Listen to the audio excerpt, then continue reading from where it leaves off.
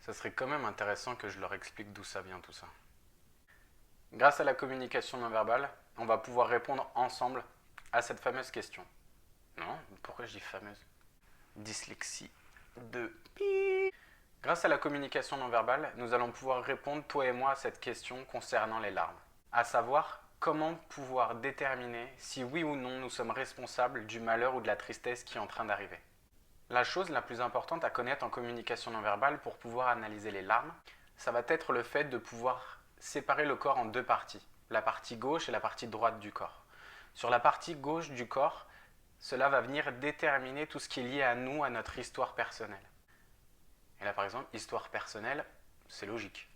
Et la partie droite du corps va déterminer l'histoire qui va être liée aux autres, au monde extérieur. Ça, tu pourras le retrouver dans les vidéos que je t'ai mises en dessous dans la description et que je te remettrai à la fin de la vidéo, sur les bases et les fausses croyances de la communication non verbale.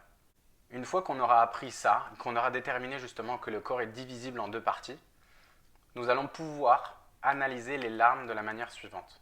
Lorsque tu vas commencer à pleurer ou lorsque tu vas observer quelqu'un en train de pleurer, il y aura une chose primordiale que tu devras tout de suite faire si tu veux les analyser et surtout si tu veux comprendre si la personne se sent responsable de ce qui lui arrive ou si elle ne se sent pas responsable de ce qui lui arrive.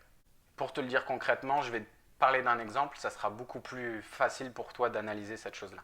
Lorsque tu vas commencer à pleurer ou lorsque tu vas observer quelqu'un pleurer, les larmes vont sortir de son corps, ce qui est tout à fait normal. Et la chose la plus importante à venir regarder, à venir analyser, ça va être à quel endroit la personne vient essuyer sa joue ou vient tout du moins enlever la larme. Tu vas pleurer, la larme va certainement sortir à gauche au début ou alors à droite au début, mais c'est peut-être pas la première larme que tu vas venir essuyer. Celle que tu vas venir essuyer sera la plus importante. C'est-à-dire que si la première coule à gauche, la deuxième coule à droite et la troisième coule à gauche et que tu essuies celle qui se trouve à gauche, vu que c'est à gauche, ça veut dire que ça te concerne toi. Donc ton inconscient sait que tu es responsable du malheur qui t'arrive. A l'inverse, si la larme coule à gauche, la larme coule à droite, elle recoule à gauche et que toi tu essuies à droite, ça veut dire que ton inconscient, ton corps détermine que ce sont les autres qui sont responsables du malheur qui t'arrive. Pour te donner concrètement un exemple, imagine que tu as ton petit frère que tu dois garder ou ta petite soeur que tu dois garder ou un enfant, tu fais du babysitting et tu dois garder un enfant. Tu es dans la rue avec lui, tu lui tiens la main, et puis vous allez pour traverser la rue, et puis tu entends quelqu'un qui t'appelle derrière toi, tu te retournes, tu lâches l'enfant. Cet enfant traverse et il se fait tamponner par une voiture. À ce moment-là, donc bon, panique, etc. Tu risques d'être triste de ce qui vient de se passer, surtout s'il lui arrive quelque chose de grave. Tu vas certainement te mettre à pleurer, et lorsque tu pleureras, tu auras tendance à t'essuyer sur la gauche du corps. Pourquoi sur la gauche? Parce que tu es responsable de la tristesse qui arrive. La chose qu'il faudra regarder, c'est que tu vas te sentir responsable parce que tu avais la responsabilité de cet enfant-là.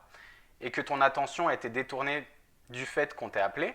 Et donc du coup, tu n'as pas respecté tes engagements de garder cet enfant-là. Donc c'est toi qui es responsable de ce qui se passe. Par contre, dans cet exemple précis... j'ai eu du mal là. Par contre, dans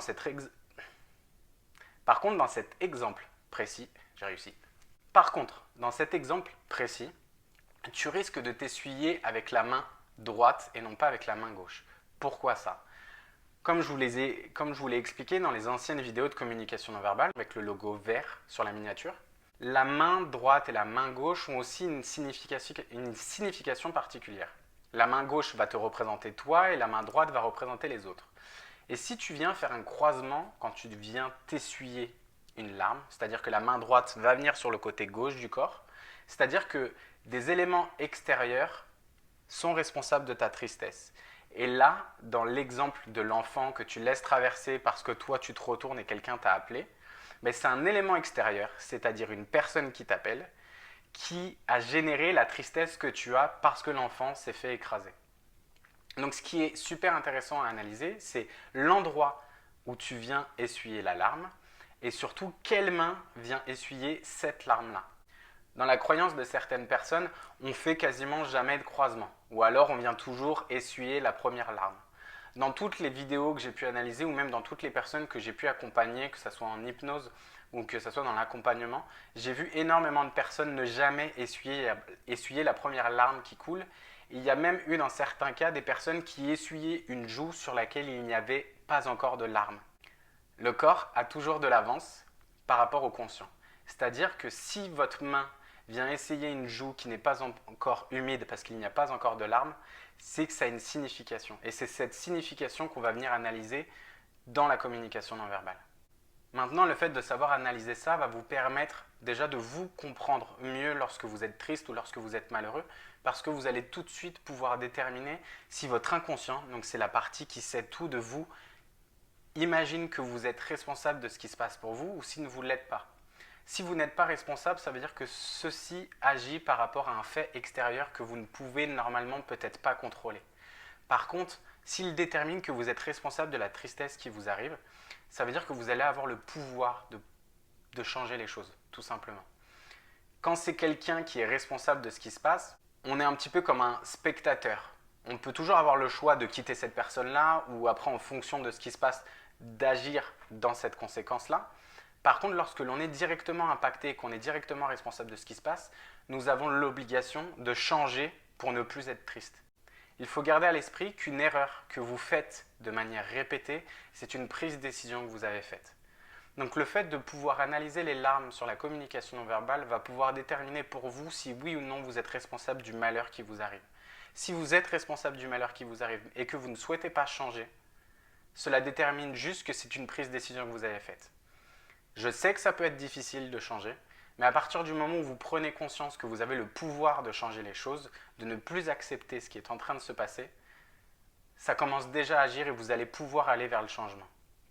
C'est pour ça qu'aujourd'hui j'ai décidé de vous parler de ça, car c'est un domaine qui est très important dans la communication non verbale pour pouvoir déterminer si la personne est en phase d'acting sur ce qui se passe ou si elle est tout simplement spectatrice et qu'elle n'a pas l'impression de vivre réellement ce qui est en train de se passer. Je vous remercie de m'avoir écouté. Prenez le temps d'être curieux et on se retrouve bientôt.